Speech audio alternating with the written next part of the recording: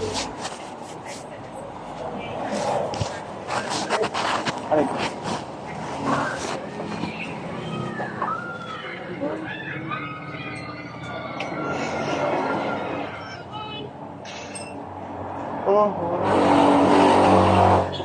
Answer this question correctly, I'll tell you a secret. And if you answer it wrong, I can go to my friend's house. Okay, sure. How many seconds are in a year?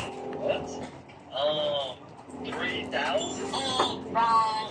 Yay! Hey, Marvin, if you can answer this question correctly, I'll tell you a secret. And if you answer it wrong, you have to buy me ice cream. How many seconds are in a year?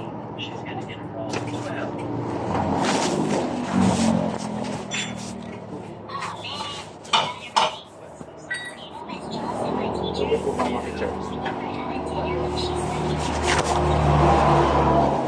Para sa